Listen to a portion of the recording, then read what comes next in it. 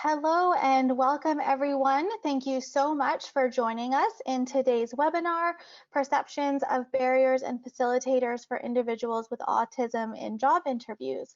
My name is Elizabeth White and I am the Team Lead Learning and Development with the Work Wellness Institute, and I'll be moderating and hosting today's webinar. I would like to begin by acknowledging that I do have the privilege of living and working on the traditional, ancestral, and unceded territory of the Coast Salish peoples, Squamish, Tsleil-Waututh, and Musqueam nations. We would like to thank our academic team and our 9 founding partner organizations in the Harnessing Talent Project. Harnessing Talent Alliance for Recruiting and Retaining Canadians with Disabilities and Mental Health Challenges is a 3-year project funded by Employment and Social Development Canada. This webinar is made possible through the support of ESDC, as well as memberships to WWI. And we would like to thank our advisory committee and speakers who contribute to this webinar series. Just to take a couple of minutes as people continue to join us today, I'll go through a few technical housekeeping points for this webinar. You hopefully are able to hear myself as well as see the presentation on your screen, and the audio should either be through your computer speakers or via the conference line if you have chosen to dial in today. In order to communicate with us, please use the questions box that you'll see within that webinar GoToWebinar panel on your screen. So that will be your communication portal with us today. So if you're experiencing any such issues of technical, or if you have comments or questions, anything like that, please use that questions box to communicate with us, and we will respond to you as soon as we are able. To reiterate, that is also where we'll receive questions for the Q&A session that will happen at the end of today's webinar. But please don't wait until the very end. As questions come to mind, please feel free to funnel them through that questions box, and we'll be sure to collect them for the Q&A session at the end. If some questions around post-webinar protocols are already coming to mind, I'll just get to those right away. So if we do run out of time and there are some questions we're not able to get to, we'll be sure to get those answered and distributed post the event. Along with the post communication you'll receive after the webinar, this presentation is recorded, so that will be along in that post communications, as well as our website will also have the recording, and the presentation materials will also be associated with the website page, as well as what you'll receive post the webinar as well.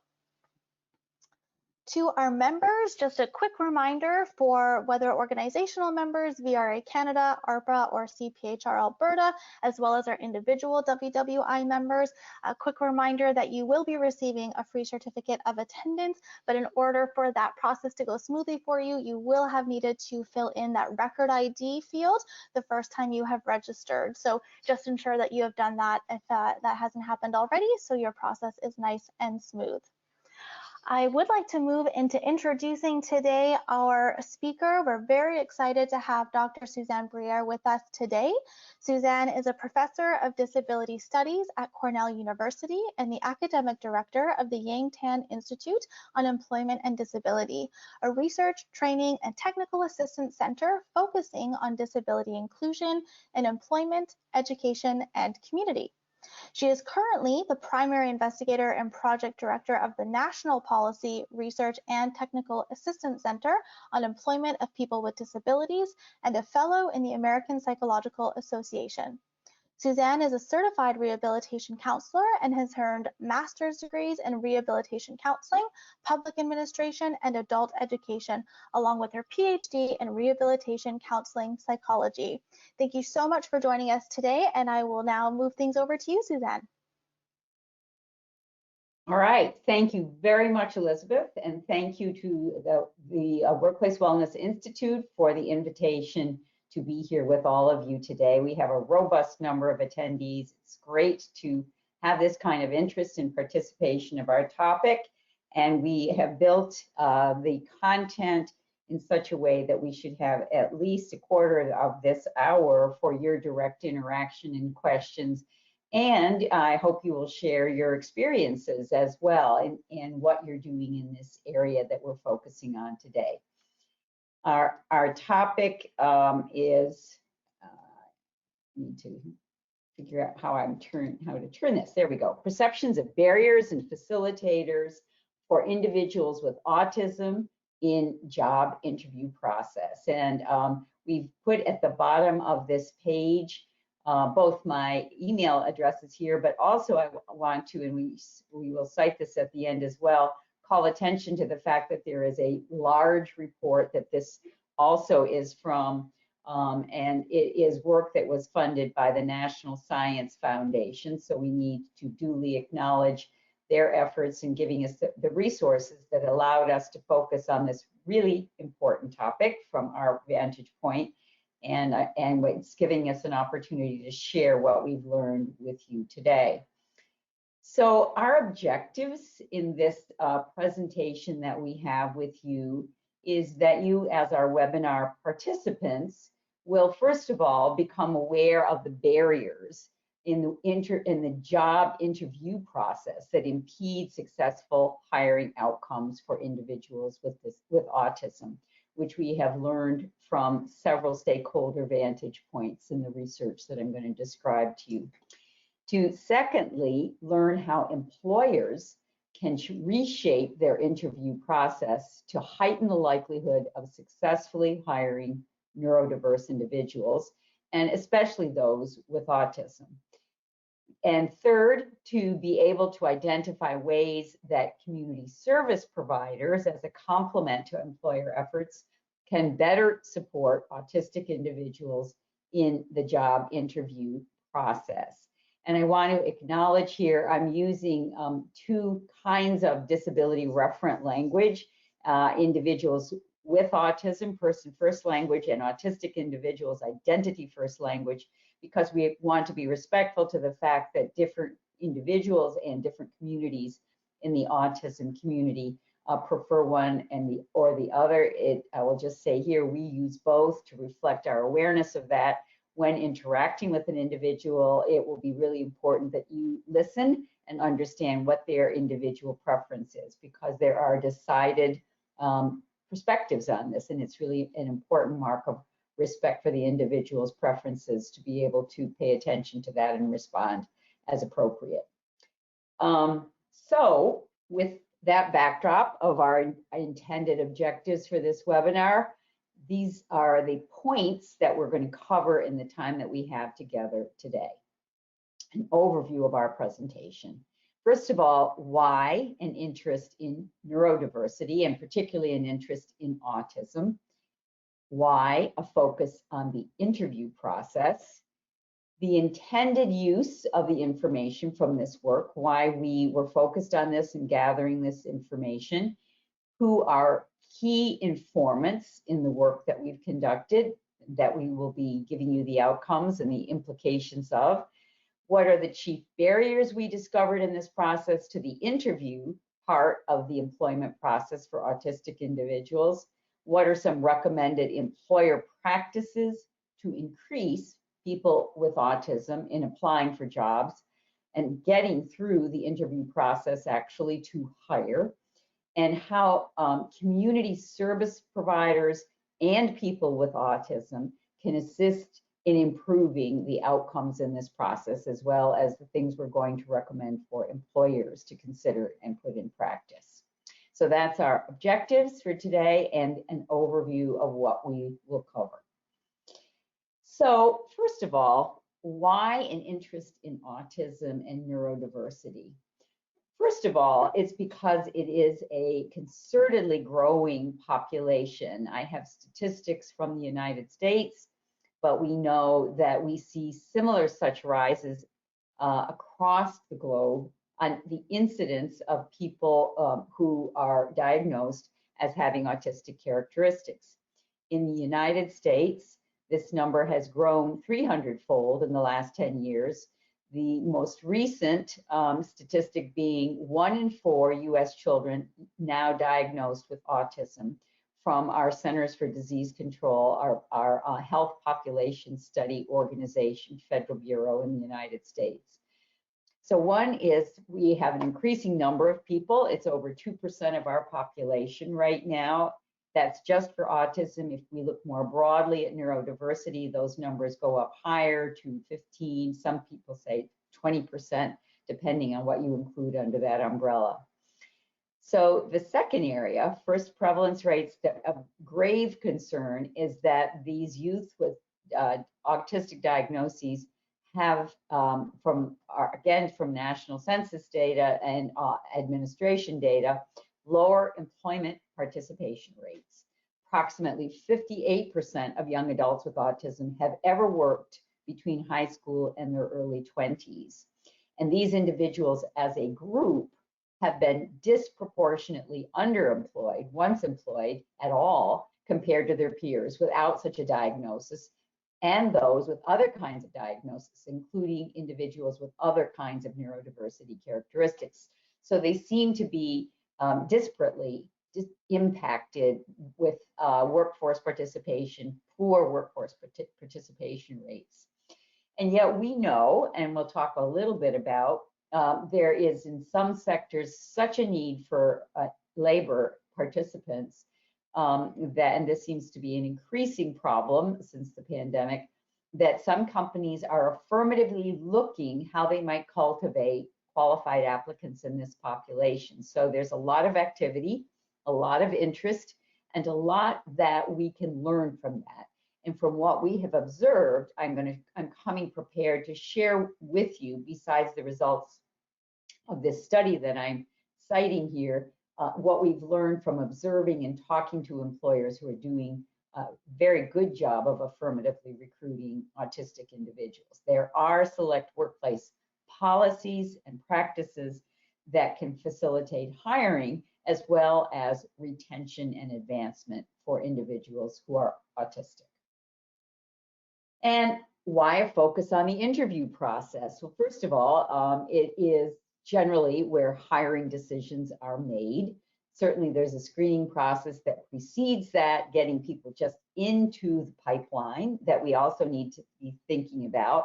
What attracts people or makes people aware of the fact that there is a funnel of qualified candidates that a company is looking for.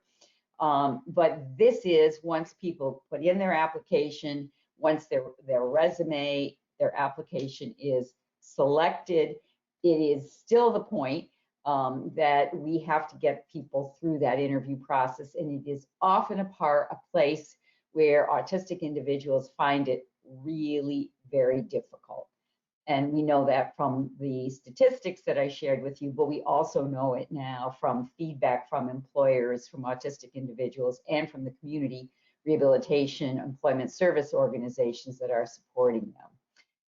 We know that employers have historically not been aware of these barriers, and they do need support in changing these protocols. They were not aware how many people they were discouraging or losing in this process. We know that autistic individuals have not necessarily been well equipped or well prepared to navigate the interview process, and therefore have not been successful in getting an offer, getting hired. And that many of the community service providers, although very well intentioned and perhaps seasoned in working effectively with other populations, have not known exactly how to mitigate the issues in the interview process that autistic individuals have been experiencing. And even when they do, they have found that it's a very cost and time, it can be a very cost and time efficient and effective measure, inefficient and ineffective, and they want effective and efficient measures to support people. So a part of what's been driving this is looking for alternative ways to make this process more efficient and effective. From that, we were funded, I'm acknowledging here, we have been funded by the National Science Foundation to look at alternatives to find out what the barriers were. And the focus here was looking for a technology solution. So, the intended information now has been given to AI practitioners, engineers who are thinking through this and thinking, are there tools that we could give to community service providers that would help make a more efficient training process in the interview process from the barriers we've identified. So the study purpose has been to address employment participation disparities for individuals with autism, to apply that information toward the design of AI applications that could be used as teaching tools to improve employment outcomes. It focuses on the barriers posed in the interview process that we've become privy to in this inquiry. And the information, therefore, we're very pleased to be able to say is really grounded in the reported lived experience of autistic individuals whom we interviewed. And it's informed not only by their perspective, however, but by that of employers, service providers, and educational institution representatives, career counselors specifically, who work with people with autism. We got that broad kind of perspective to triage the problems that people were experiencing and losing opportunities in the hiring process. Our methodology in this research was to design a semi-structured interview protocol that allowed for follow-up questions. It was a nested interview process. We did conduct preliminary field testing to see if the items held up using autistic people, employers, and also the community service providers. We then conducted the interviews, and from those we identified key themes through a coding process. And we are, as I mentioned, using these findings to inform project design, content, and potential application of AI tools. But more generally, I'm a rehabilitation counseling psychologist by training that works within the context of a college that's focused on the workplace. Our interests more generally for us were to inform an understanding of the challenges and the needed changes in the interview process to be more inclusive of autistic individuals, so that we could use that in our consultation to employers about how to make more neurodiversity inclusive workplaces, and also to support service providers whose skills could be enhanced to support individuals, but also to provide information to individuals who are neurodiverse about how they can interface better if they're in customer serving positions once they get into an organization. We're going to focus more on the first part of that rather than the latter today, more on the interview process. Our sample characteristics.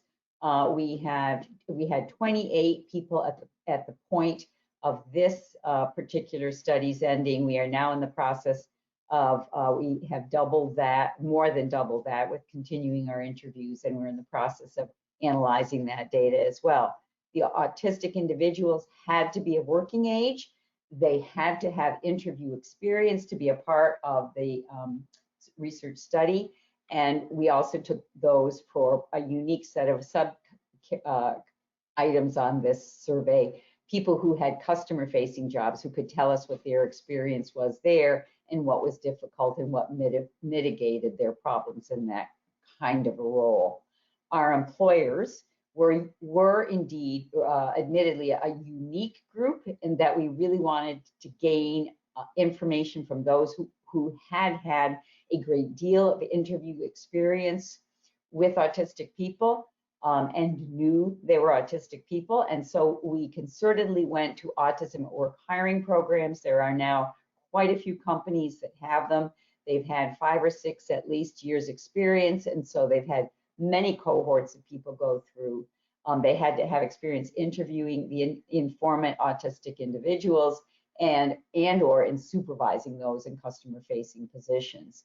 At educational institutions, we used people who had served as teachers, coaches, or job developers, teaching, job interviewing, or customer service skills to autistic students, and community organizations.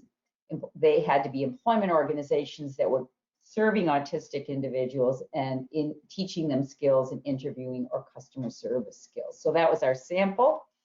And here's what we learned. We have learned that incorporating the experiences of individuals with autism educational institutions, community employment service providers, and into system design. That is how we designed it. And we were focusing on identifying both the impediments to successful hiring, but also ways that could be facilitated. And that included information from autistic individuals. We were asking them questions to identify the key aspects of the interview process that provoked high anxiety, but also areas of performance related to their strengths, ability to self-advocate, answer situational questions, and respond to behavioral questions. We asked them if they'd had that experience, when did they observe that they were anxious? What kinds of things mitigated that anxiety that the employer did or that they did consciously to mitigate that? From the employer informants, we were gathering preliminary data on the quality of the information that they get from interviews. How do they feel about it? Do they get what they need to make an informed decision to consider this candidate? And if not, where are the gaps? And in that way, we were trying to find out what kind of responses didn't address their interests and perhaps compromise the candidate's likelihood of being selected. Their likelihood to hire someone with autism, we asked them that question. Their existing workplace culture with regard to neurodiversity, were they thinking about these things? Were they trying to mitigate impediments in any way? And their likelihood of refining their existing interview protocols. From our community service provider partners, we asked how they currently measure individual readiness for job interviews and what the challenges are from their perspective that individuals need assistance with in furthering their interview skills. So the questions reflected the probing process on these kinds of things for each of these stakeholder groups. So our results, some interview barriers that were noted for employers, it was that they were pretty much across the board originally using traditional hiring programs that screen people out. And they described where they had come from and where most employers are today. That is that even if you make it through what is becoming an increasingly automated and rigorous resume and application screening process to the interview process, that was also a pretty arduous process. It might be at least a day long. In some cases, they kept people for a couple of days. They were more often than not panel interview processes where there were 3 to 5 people who were conducting the interviewing, each asking questions with a single applicant, and often asking a set of behavioral-like questions, and questions that included things that were perceived as very ambiguous to the applicant, like, what do you want to do in the future? What do you do when you have a conflict with a colleague? Questions that they found it difficult to respond to. And even if employers had affirmative hiring programs, then there was a funnel that an autistic applicant could go through.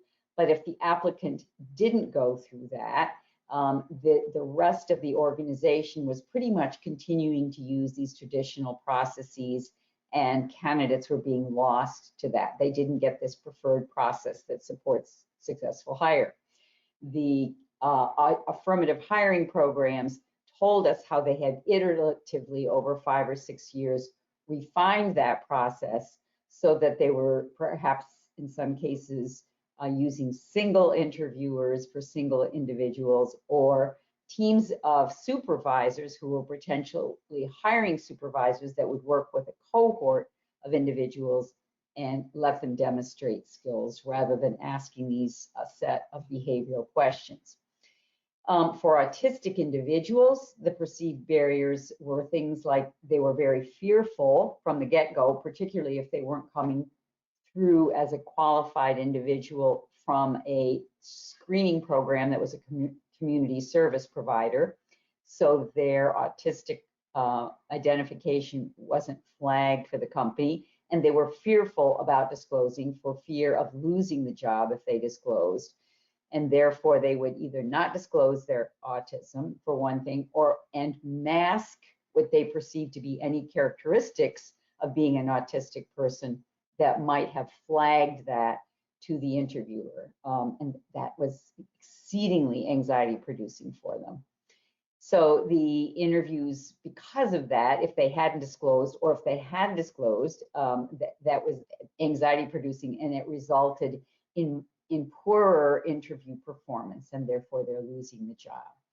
From the perspective of the community service provider informants, they felt that often they did not have sufficient information about the interview questions, nor the specific positions that the employer was hiring for, that they were hoping the individual could interview for, to adequately prepare the person.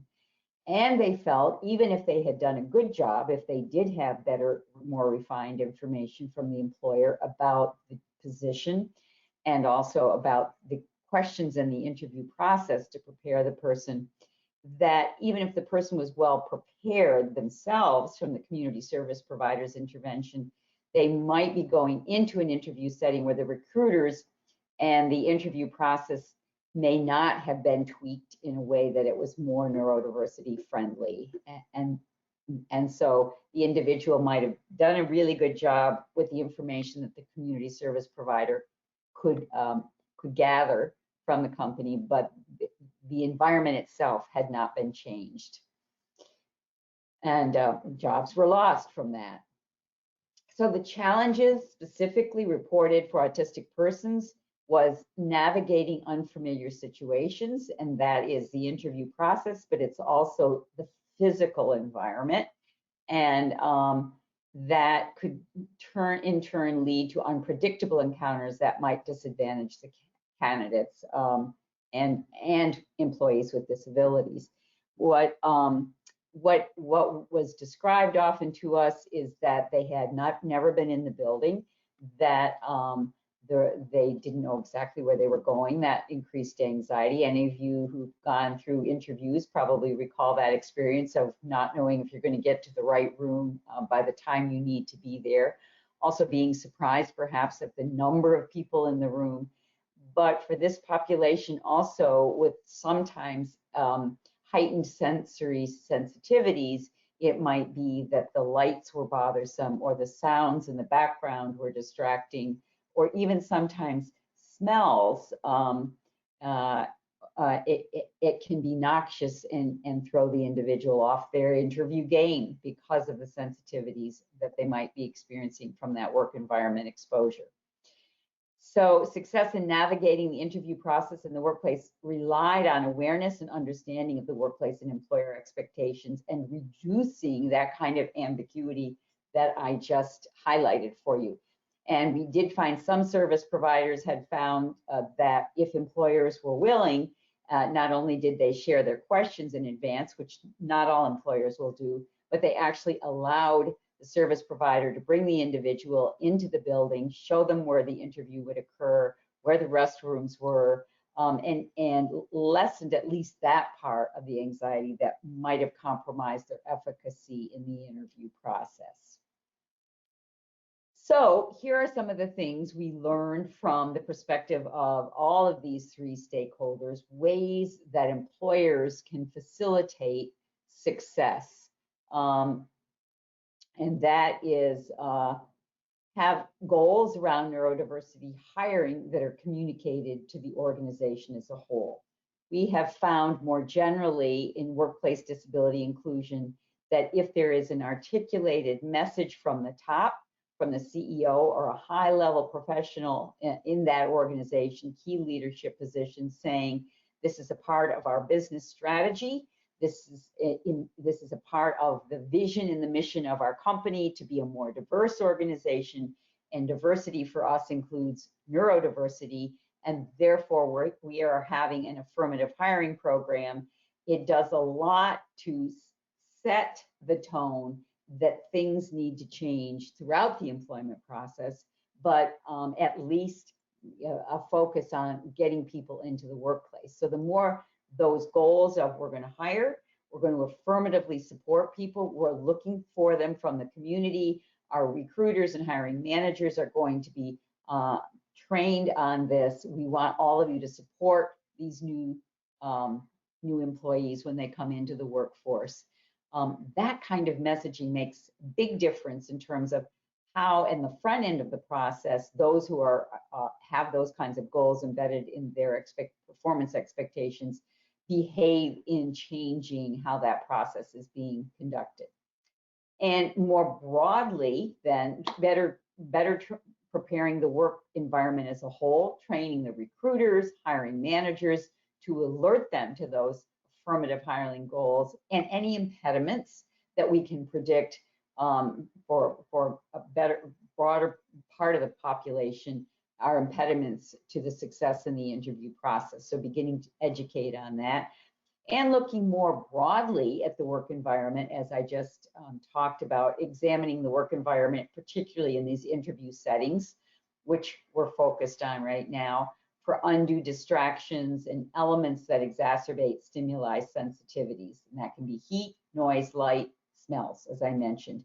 And that is true also perhaps for the individual once they get the job and they're in the work environment. So something to think about in the broader context.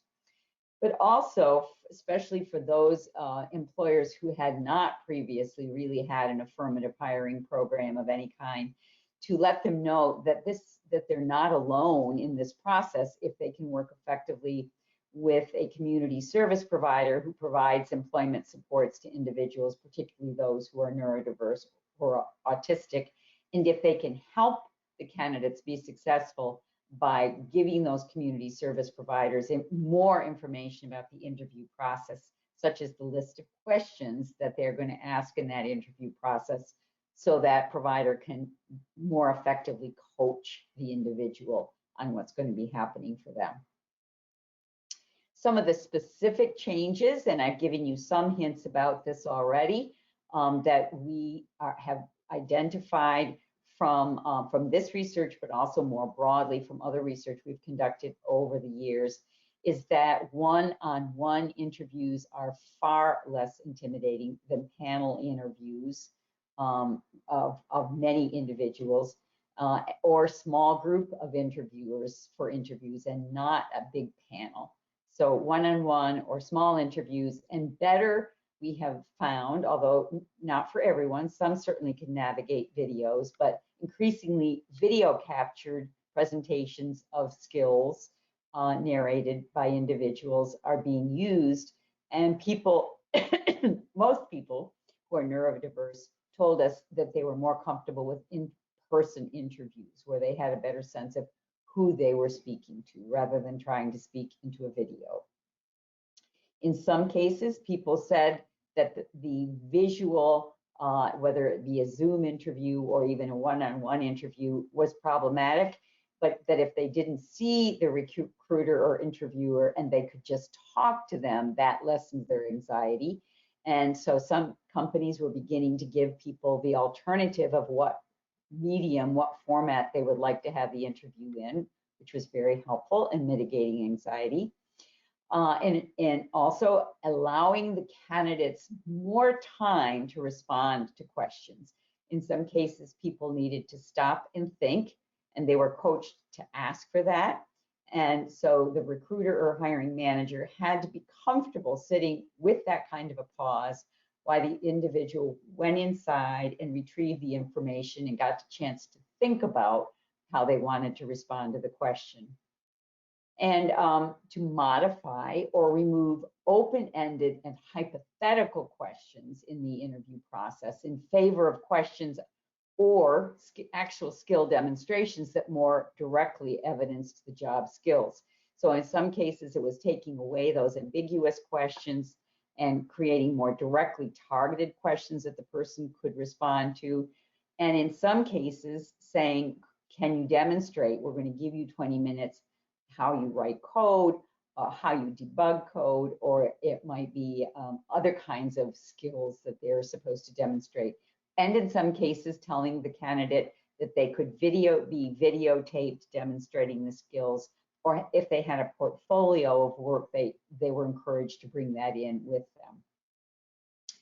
Interviewers also were encouraged to provide more guidance and feedback during the interview process to enable interviewees to improve for the future. So if people, and this is something all of us would, I'm sure, welcome, if people weren't successful, lessening the blow by giving them feedback that would allow them to improve what they were doing for the future, and get that, thereby also giving them some encouragement that they might be successful at the next iteration of interviews that they went through. And in some cases, it was actually expanding the screening process, in some cases by some companies by many months, in creating alternatives to a interview and out or hired, into a more expanded process of vetting the individual skills and whether or not it's a good job match, in such kinds of schemes as internship hiring programs as an alternative that could be as little as 4 to 6 weeks or as much as 12 months or more. So very creative alternatives, resulting in many more hires, however, as described by these employer informants. For individuals, we heard mostly from the individuals themselves, but also from employers and service providers, that these were facilitators for autistic individuals in being successful in this process. And that is critically an importance of self-awareness and an ability to really self-advocate effectively.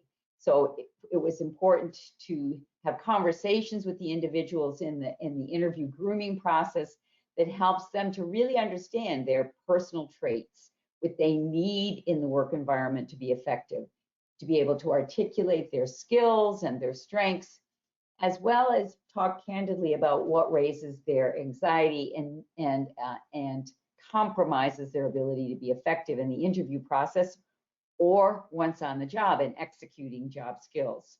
Also learning how to use that knowledge that they've gained in this coaching process and the interview process and once on the job, that is really critical, being able to translate the coaching to something in the real world.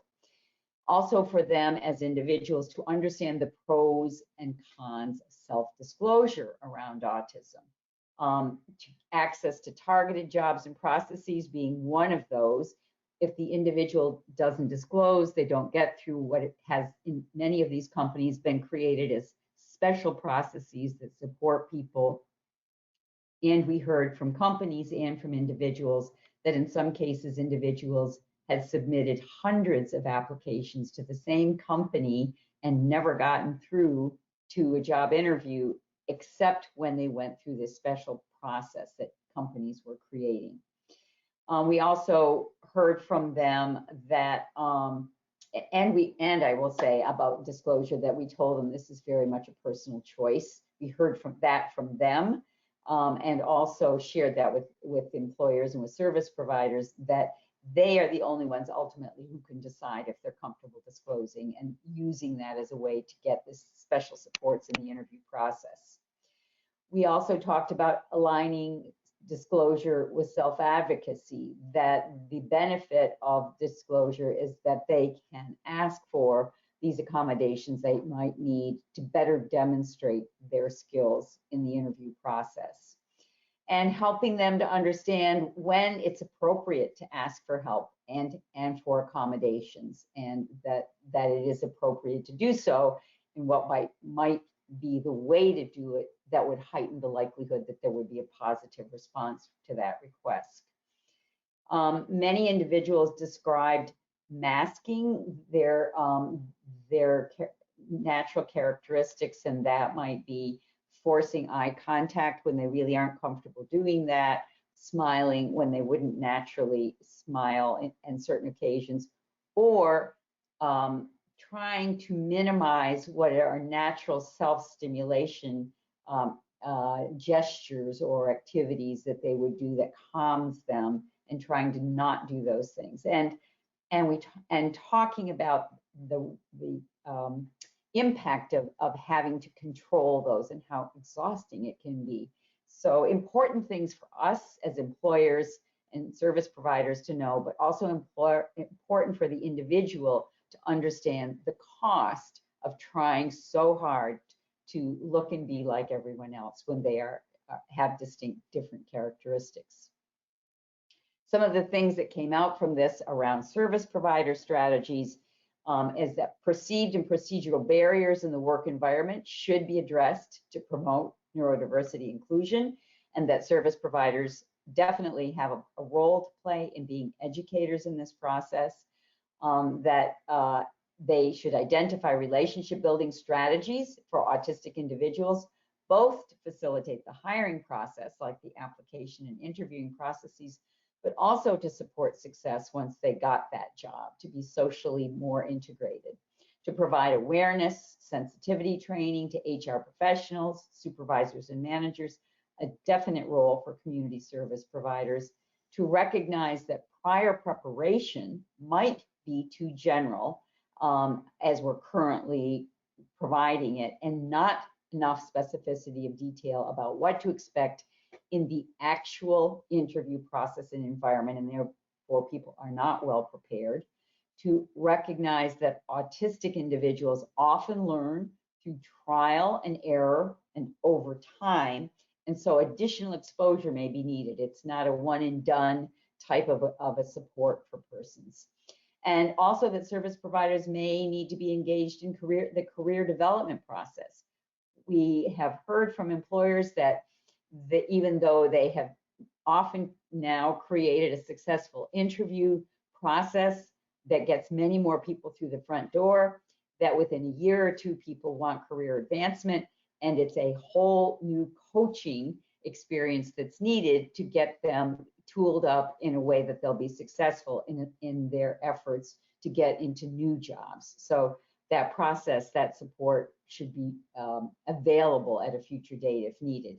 And that mentor and mentee programs are an effective strategy to support autistic individuals. And we're thinking that those can be in the workplace, but they may also be mentor-mentee relationships that can be established in the community as well. But we're thinking specifically job-specific here. Some of the limitations of this study we are well aware of, and some of the future directions. We know that the employers we interviewed all worked at organizations with an autism hiring program, and that was done by design because we wanted to get as much information about what employers were experiencing from as many people that they could have interviewed as possible. And that's where this information was available. And the study did not explore how different personal characteristics of the autistic applicants might shape their employment experiences. So we didn't try to parse out people on the spectrum in different places with different characteristics, and how the interview process might differentially be impacted by that interface of their unique characteristics and unique characteristics of the workplace. And so we think that future research should also examine how service providers can mediate between autistic people's pressure to fit in and providing support to employers, while at the same time not being overly intrusive. We don't want to be patronizing in this process, but we definitely want to make sure that the structures are there to support people to be successful. So the implications overarchingly as a result of this for us is for employers, design of interview protocols and overall hiring approach is really important. That includes training for recruiters and hiring managers to raise their awareness about how difficult this might be for neurodiverse individuals and how they can mitigate those barriers.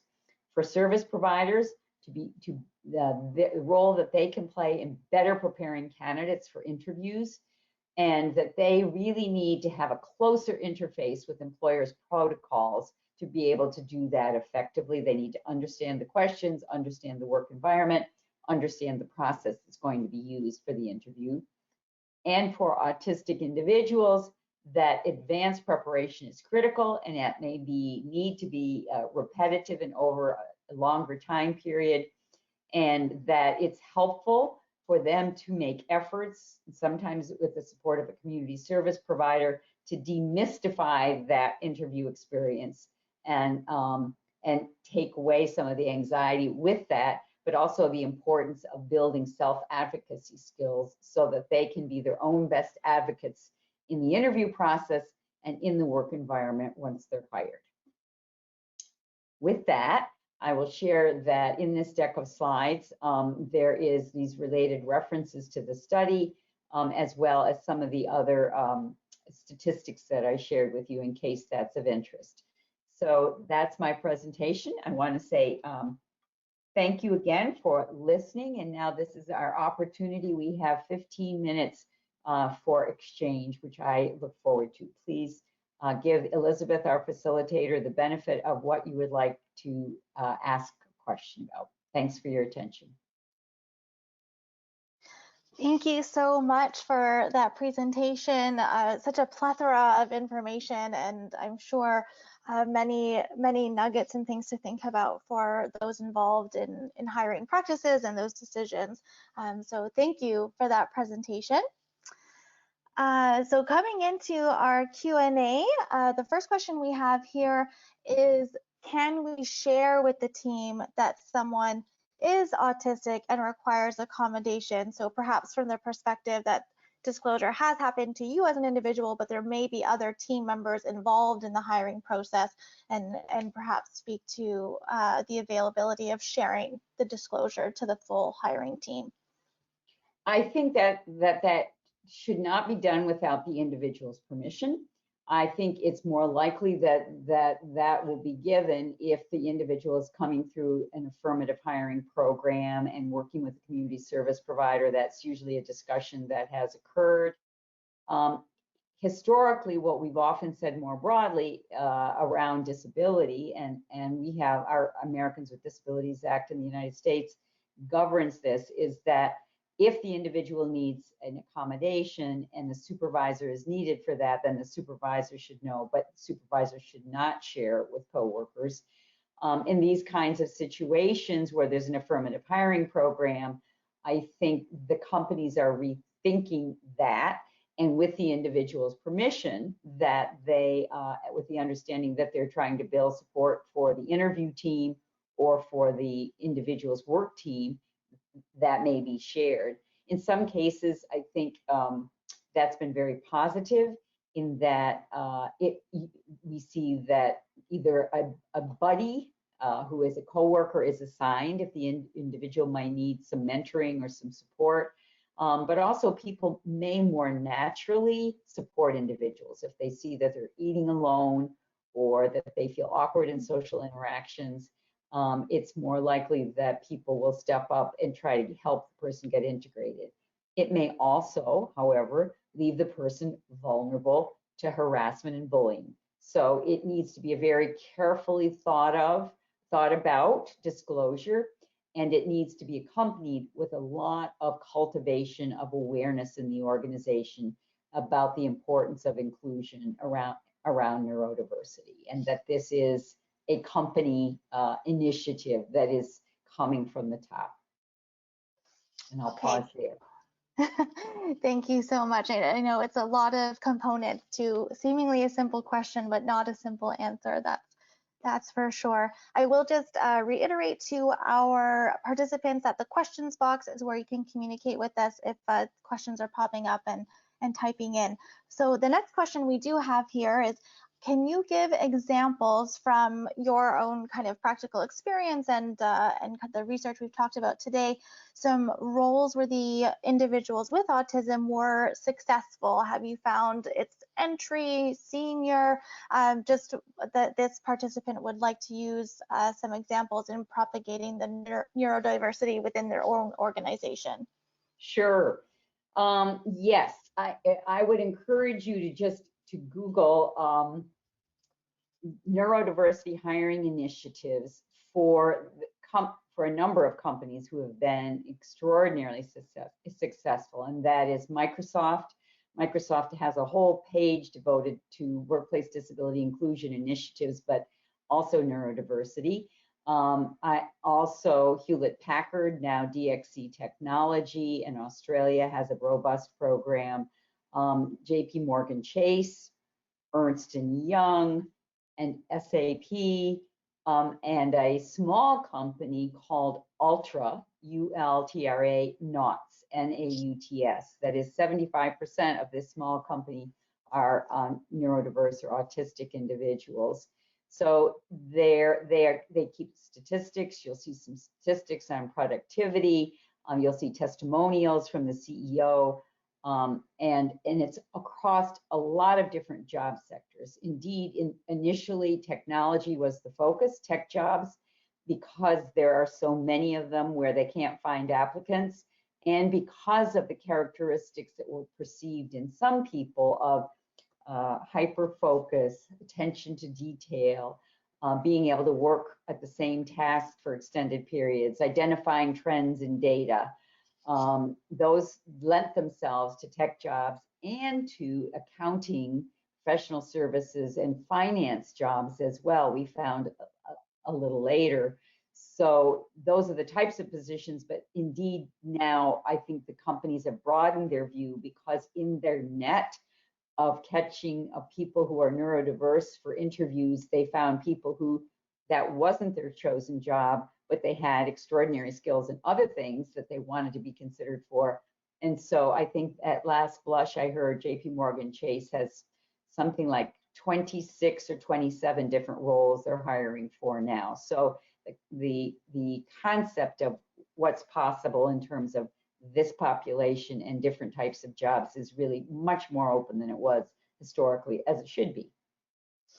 That's absolutely a lot of resources to go and check out and see what other people are doing to potentially borrow and bring into our own workplaces.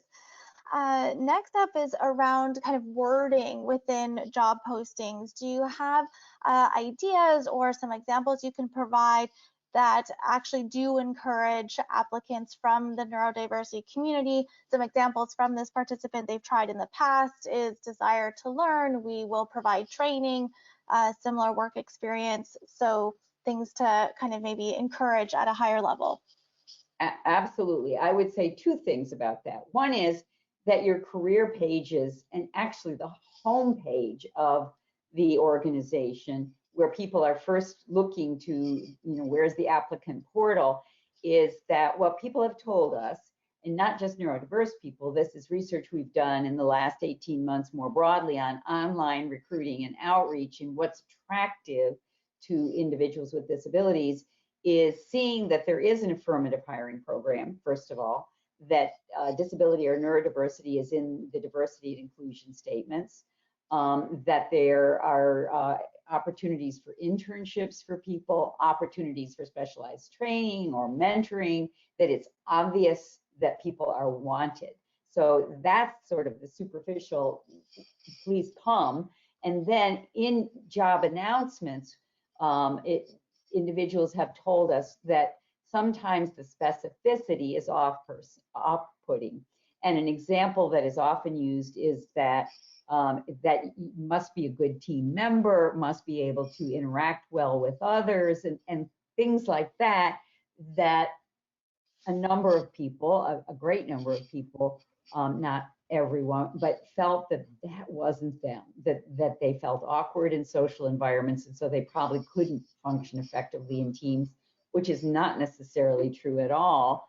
And so, but they wouldn't apply because of that. So I think it's rethinking some of these things that might be off-putting to people because they feel that they can't do it. So affording language that says, that allows grace for some of those things, that says, here's our examples of technologies, but we will train on the job, and encourages people to come in and give the employer an opportunity to test them out and do a better job match. It is that balance between inclusionary language as well as watching out for exclusionary language. Absolutely. Yeah, wonderful.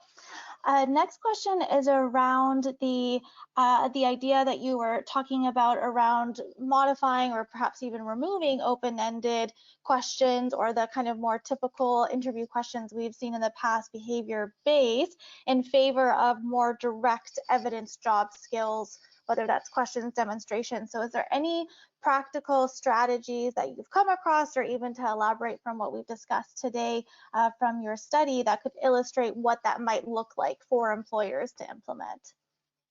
Certainly, I think, it certainly depends very much on the job, but I think saying our people who are successful in these jobs do these kinds of things, and describing what those are, and asking the person to talk about how they do that, so that it's clear what your question is, what the context is, or the specific skill is, and sets that person up for being able to respond to that, rather than an open-ended question, tell me about what you do well. I mean, it's too ambiguous.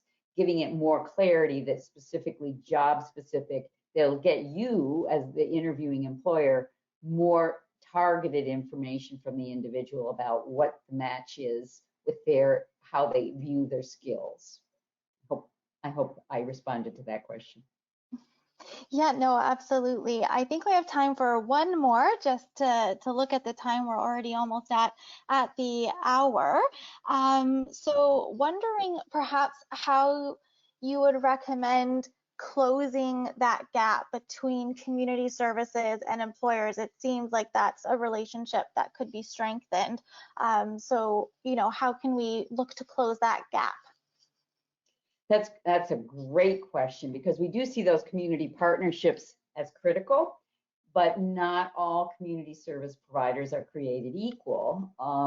So I think it's important as employers that you be clear about what you really need from the community service provider.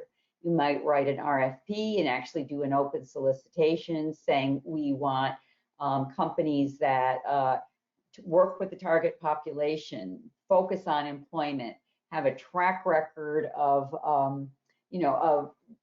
successful applicant grooming to hire, and can document that, and are willing to find out about the organization.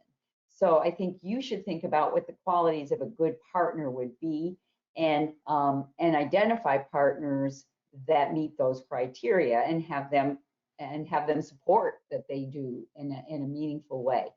Sometimes that's difficult in smaller communities that are more rural, because you only have one service provider. And I think in that case, it becomes more of a mutually educating process of helping each other and using the services that you have available. But these are processes. This is good management and good relationship building 101 for any of these kinds of partnerships. It's important both to community service providers and to employers to have these kinds of connections to make this work.